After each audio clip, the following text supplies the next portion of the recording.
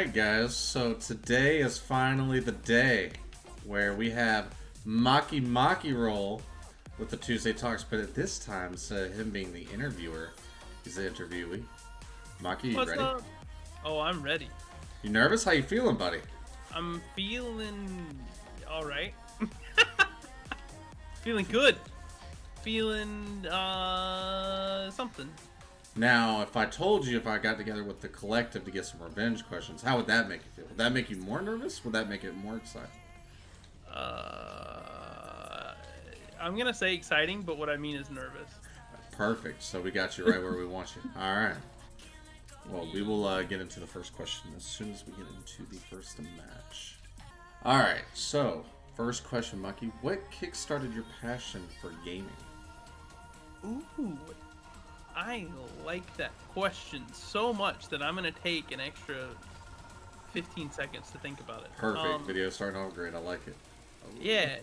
Well, I would say, so growing up, my parents, my brother, my sister, we all played games like together. And one of the first systems I remember us all playing games on was the Super Nintendo, and we had a game called Kirby's Avalanche. I And remember that game. this game sparked my I guess competitiveness, because like we always wanted to beat our parents at games. Of course, of course. And I think eventually we got to the point where we did beat them. So much so that they then only played like story mode. They didn't want to play with us anymore. But I think that's probably the first game I put some serious-ish amount of time into. And I remember playing at like friends' houses, and it wasn't online or anything, but it was a good spark. Alright, so when did you officially start streaming? January 2020 Okay. on Mixer. What made you want to start streaming for yourself? Like, just what got you into the idea of like, yes, this is something I would like to do on a consistent basis? Honestly speaking, like I would watch like John Sandman YouTube videos all the time, and then I found out that he streamed. Which, sorry, John Sandman, I've only ever seen you stream like twice, but I was just like, I think that maybe that's a good way to start. Is I can like make videos. I can do what he does, and it just kind of started the fuel. And yeah, and I love people. Like I love talking to people, and I felt like maybe I'm like meant for this. It's video games. It's talking to people. It's getting to know friends. I'm like, easy. Well, so whenever you found out what happened to Mixer, like even more so now than when it originally started, are you happy you started on Mixer? Do you wish you would have started on Twitch, or where are you at with all that? With the timing of everything, I'm actually kind of glad I started on Mixer. I think. Okay. I think it helped me out. Just because I actually already had a community when I started in Twitch, even if it was a small handful of people, it was still a handful of people. I got to connect with a lot of people, and I think that since we all kind of came from the same background, it's easy to, understand what we've all been through. What video game got you like hooked into the gaming world that you just couldn't get enough of? Outside of Kirby's Avalanche, I would say the first game, and I've mentioned this in several videos, but the first game that was really like, amazing. It's an online game called SOCOM 2. It was on the PlayStation 2, and I wasted many of my high school nights playing that game, as I'm sure that some of you do still today, playing Rocket. I know prior streaming teams asked you to join and you turned them down. What about the collective where you just like, yes, this is something that I want to be a part of? Well, one thing was that it was you contacting me and talking to me about it. Like we had already had like a nice good connection, a nice good friendship started. And the other thing is that I knew if I was part of the founding members that I would have my say in certain things, and I could actually bring ideas to the table. And I don't know, instead of just being a part of a team and putting my name and like, look, I'm part of this team, it's like I am part of this team. I know that I just said the same words over again, but Well, no. So that actually brings up a really good point. So do you feel like we've done a good job as the 3 founding members to include the people that aren't a founding members, like voices into it, to make them feel like they're just as much a part of being heard as much as a founding member? I think that we have done more than most stream teams have. However, I think we could still do more. I think there's still a lot of work for us to do, and there's still ways for us to bond together and actually become more of a collective unit. You know, like have similar mindsets on things and align with each other on little things and not scoring Rocket League goals. Okay, so this next question is was basically thought of because of what's been recently going on with Twitch. Obviously, the DMCA rules have prevented a lot of streamers, including myself, from playing music that we would typically play for people, or maybe switch it up, you know? So maybe a lot of the new viewers don't know what is your favorite genres of music to listen to. Like, I know some people, including myself, we listen to all genres, but like if you had to like pick one that you could only listen to for like, let's say, a week straight, which one do you think would pique that interest? I'm not really sure the best way to say the genre, because sometimes I say alt rock and people think it's different than that. Some people think it's pop rock. But like anywhere from like Foo Fighters to like Fall Out Boy, like that genre. Okay. That would be my go-to. Like, oh, I can only listen to this for a week. That's perfect. Honestly speaking, since I met my wife, though, I probably listen to more top 20 than I'd like to admit. And it's just because, you know, it's one of those, if I listen to it, then, you know, we can both have some kind of music that we listen to together in the cars, and country's not my favorite, so it's one or the other. I go for top 20. Okay. So I put a little twist on this next question, because you asked, what is the very first gamer tag that people have come up with? I want to know how you came up with the gamer tag you use now, MakiMakiRoll. Well, oh my. So, me and my brother-in-law, when like the teams first came together on Rocket League, and it was like brand new, we were dim sushi boys, and we had the little sushis on our head, and I was like, man, I want like a sushi themed name.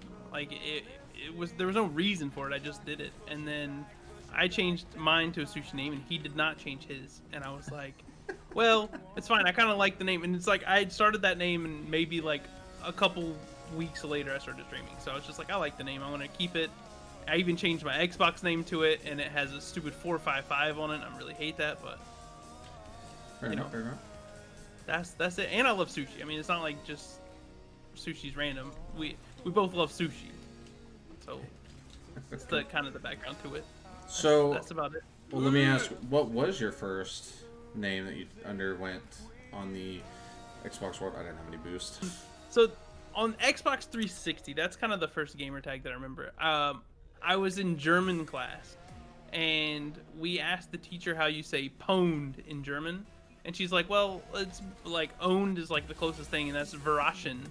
Well, I was dumb and I took down the notes wrong, and I made it Verachem, which it doesn't mean anything in German, but I told everybody it meant pwned in German. But that was it, and people called me Vera, which, you know, it doesn't really sound like a very manly name, but it was the first one I remember. So how do you feel about your dad actually being into games as much as you? I was reading a question, and that was not a good shot.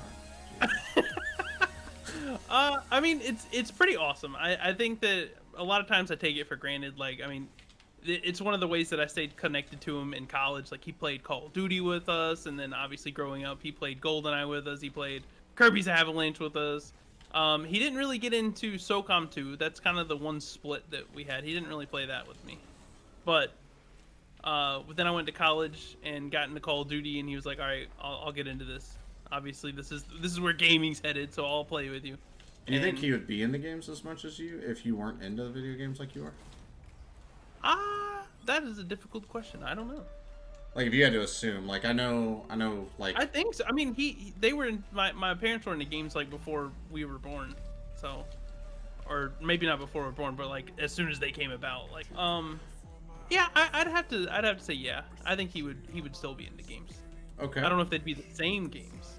So I'm gonna ask you kind of the same two questions, but instead for gaming, for streaming. Like, how do you feel about your dad being so involved in your streams and like the streaming world, and then also in turn wanted to become a streamer himself?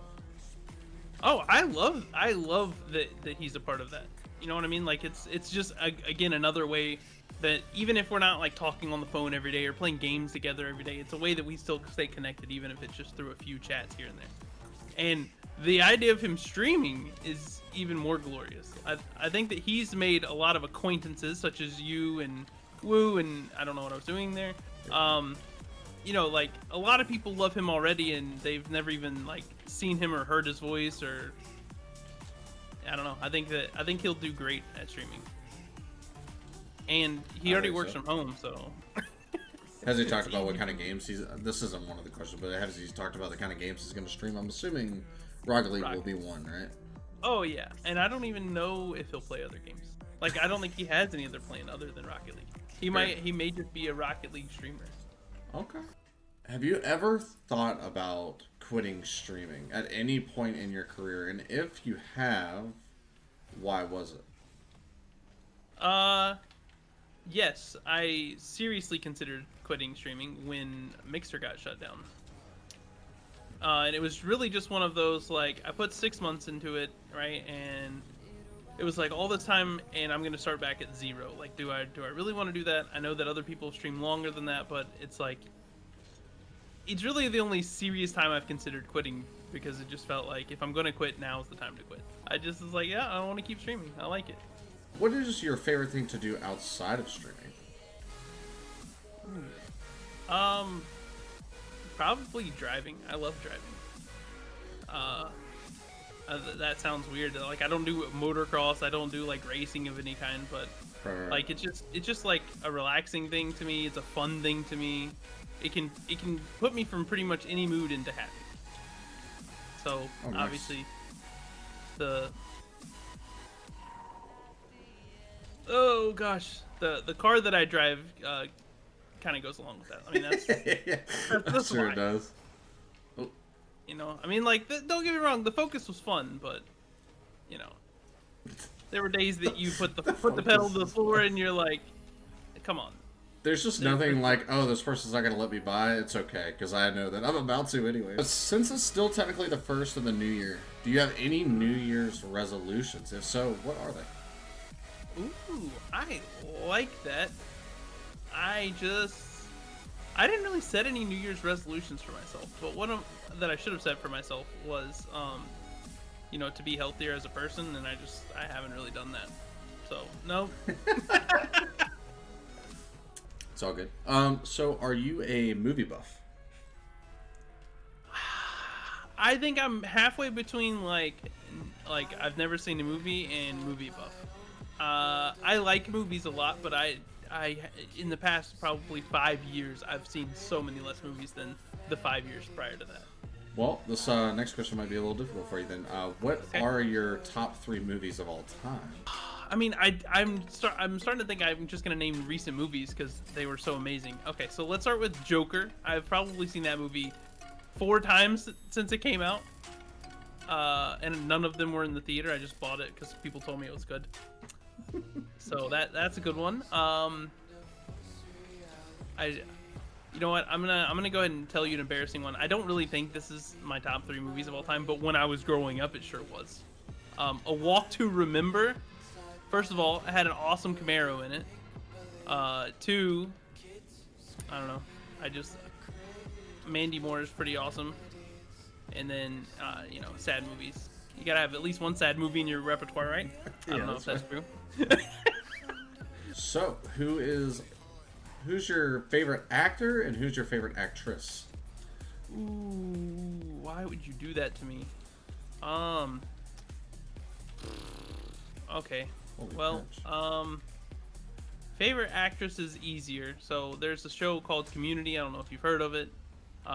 Alison Brie is like my favorite character from that show. I don't really like most of the other stuff that she's been in, but I mean, I don't really have anyone else that I can think of that I would say. And male actors, probably Chris Pratt. Oh, he's just funny. You know, pretty good looking as men go. I don't know. He's just an awesome guy. Hell yeah. Hell yeah. Hell I don't know if the hell yeah was about my answer or both more about the shot and the fact that I was able to score it on the end of your answer. Hell yeah. So, I feel like I know this answer, but we'll just go ahead and see here. Are you into vehicles, like cars? Oh yeah, very much so. Now, I know you recently talked about your Mustang actually earlier in the interview here. Yes.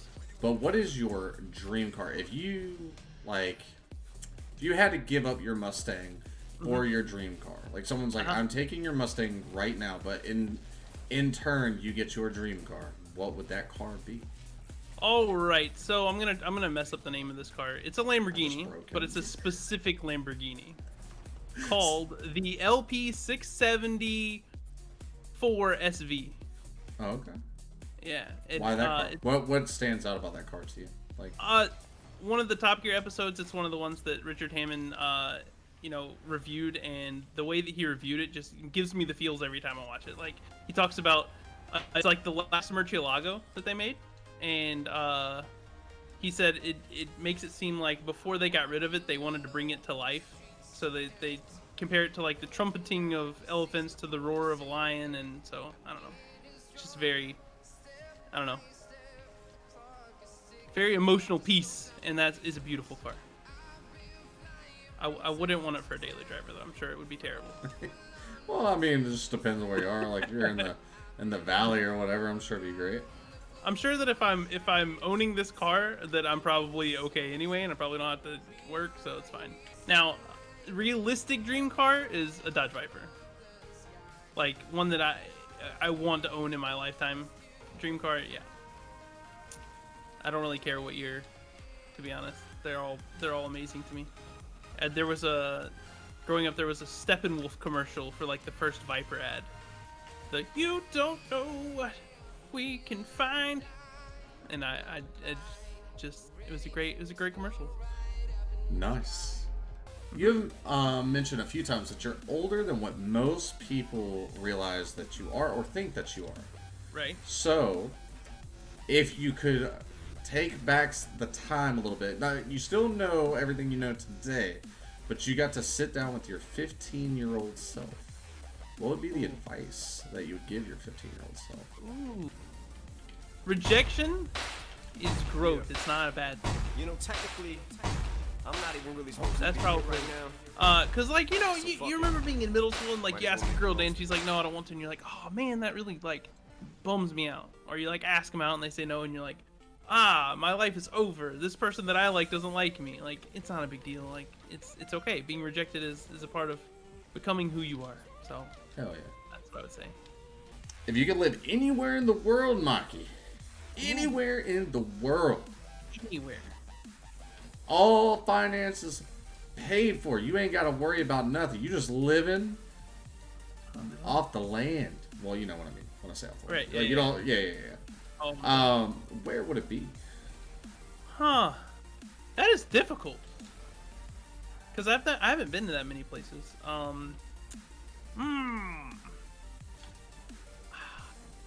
Probably. Oh, man. I don't want it to seem like I'm a drug addict, because I'm not. But probably somewhere where weed is legal. Like I don't even smoke weed. Like, it's not a thing that I do. It's just like, it seems like, okay, well that's like it's chillax state, you know. That's I don't know. Right. That's it. I don't have like a specific one or anything. Good answer. All right, man. So you know I had to put this in here. All right. Okay. Smoke weed every day. I'll ask you in a second. Gotta, Thank you for the 200 biddies. I appreciate the smoke weed every day. oh, I see why. Yeah. I see why. So yeah. So we have to do this. You know, there's a lot of history behind this question. What would you say is your spirit animal? What's your spirit animal? What would you say is your spirit animal? What would you say is your spirit animal? What would your spirit animal be? I should have prepared for this question. Like, how did I not prepare for this question? All right, let's try to get an all-encompassing animal here. All right, if I had to pick one animal that would be my spirit animal, Right. as the great woohoo gal 357 once said, and although I hate it, it would be a puppy. It describes me to perfection. I love being around people. I love getting new toys. I love, like, I don't know, everything. And puppies love everything. So it although I hate it, it is what describes me best. So do you hate the fact that she called you a puppy, or do you hate the fact that it's so accurate? Yes. Yes. Yes. If you could have one superpower, Maki, one, what would it be? I love your questions too much. One superpower. This one was a woo question. This is an awesome question, Will. Man, see, it's tough. It's tough. I kind of want to go with invisibility, and Why are you thinking But- invisibility? I don't know. It just seems like it'd be cool. Like, hey, I'm gonna go, like, I'm gonna change my shirt, and I don't have to actually leave the room, like, for stream. I can just change my shirt. I don't know. It just seems convenient. Seems kind of cool. Also, super strength would be awesome, but it's not like, it doesn't feel like a real superpower, because you could actually just obtain that by working out and, you know, being awesome at it. Yes! Yes! Let's go! They're gonna quit. They're gonna quit. See, you don't even need a super strength, you need a super pitch. Super pinch. What do you think Like- mine would be?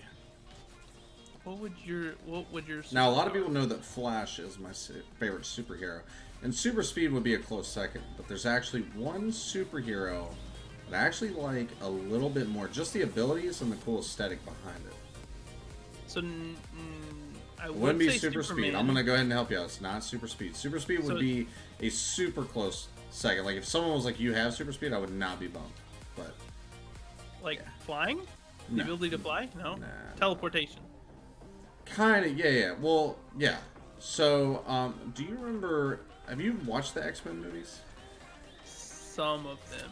There's a guy named Nightcrawler, and he can basically it's just teleportation. He can poof in and out where he wants, and I feel like teleportation is like a lazier form of super speed. You know what I mean? Like So I could it's a run there, representative. or I could just think about it and be there. You know what I mean? Right. And I feel like it would just take way less effort to just poof. Yeah, you could be like, oh, family. It's a family day. I forgot, but guess what? I'm here. Yeah. Like, oh, I forgot something at the store. I'll be right back. And when I'm back, I won't be winded. You know?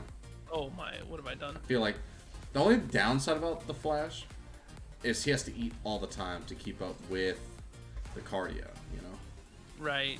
And he I can't get don't think drunk. that's And I'm like, downside. I mean, I don't drink that much, but I would like the option. You know? Right. Okay, so you are a YouTuber / Twitch streamer. Yes. So I felt like it would be very appropriate from one YouTuber / streamer to another. What do you like about Twitch over YouTube, and what do you like about YouTube over Twitch? Ooh. So, what I like about Twitch over YouTube is I feel like whatever their algorithm is, it helps the little people more than it helps, I don't know, than the little people are helped by YouTube. So I don't know what the algorithm is, but I just seem to have a lot more growth on Twitch than I do on YouTube. So I'm assuming it has more to do with their stuff than my stuff, because obviously my content's the best. So what do you like And about then- YouTube over Twitch, though? I feel like I have the ability to like put more personality into an edited video than you do into a live stream. But that's not so much like YouTube's fault. Right. I mean, I guess it is, but I don't know. I feel like the ability to express myself is easier on YouTube, and than the actual platform itself. I prefer Twitch.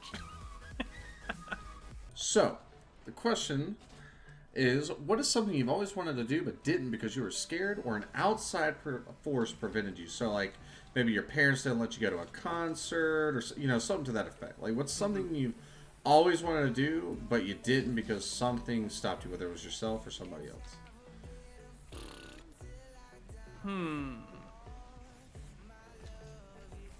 That is a very difficult question.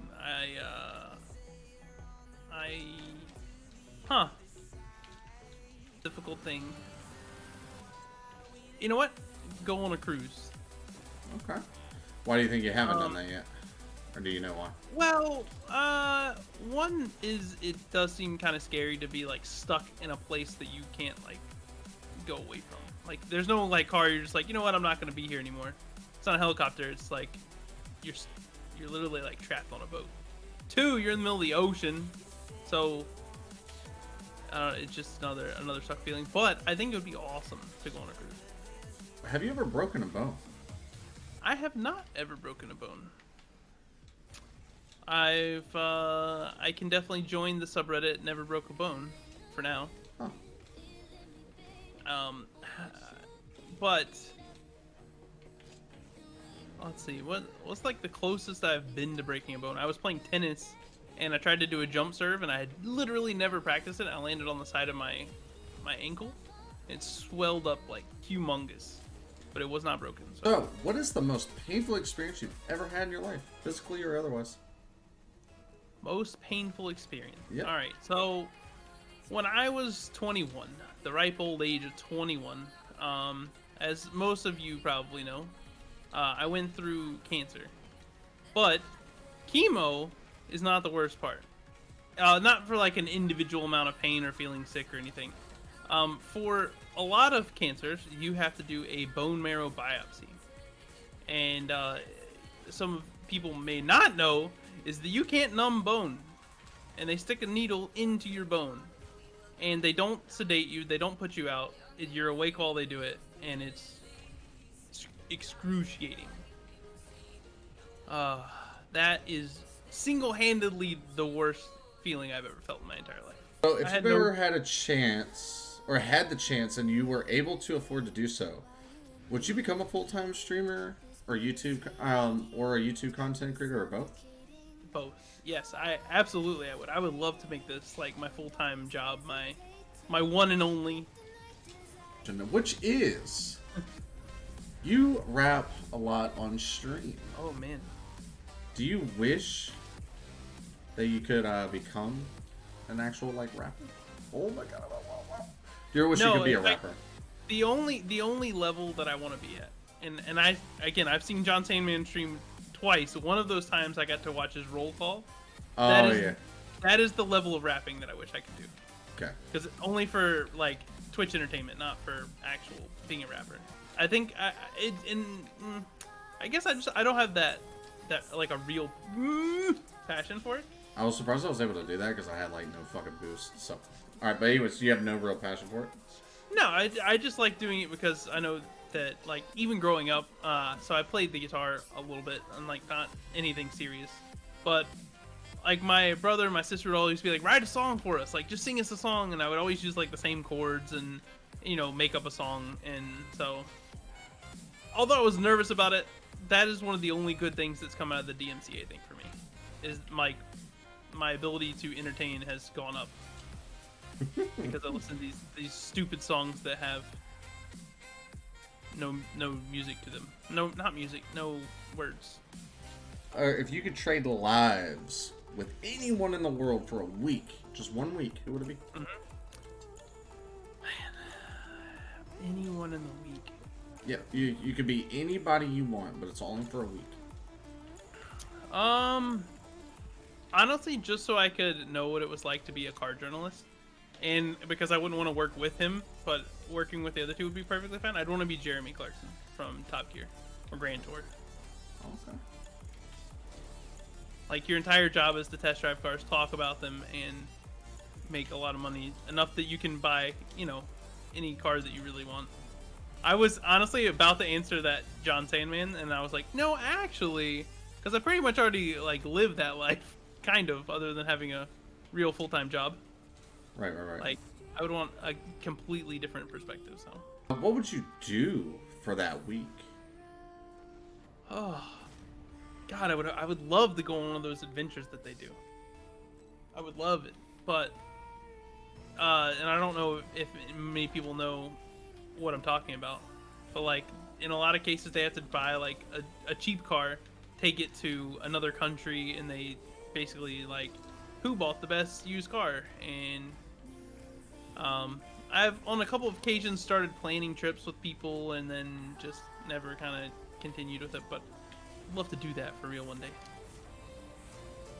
Like, everybody has a $5,000 budget. It's like, you know, somewhere between 3 and 5 people. We go on a legitimate road trip, probably just across somewhere in the United States, because it's easier than buying a car overseas and all that nonsense. All right, so the last question I have for you. Do you feel COVID has hurt or helped the gaming community or industry as a whole, and why? I believe... That's all I care. That's all I care about. The answer was great. Just in the video there, I believe. All right. Go ahead. I think it has helped the gaming community because, you know, obviously more people are staying home than were before. So a lot of people have, even if it's just their commute, that's the time difference from work, they have more time to spend, you know, looking for entertainment. I know that a lot of people have invested in video games that weren't a part of video gaming communities before COVID. So overall, I think that it's definitely helped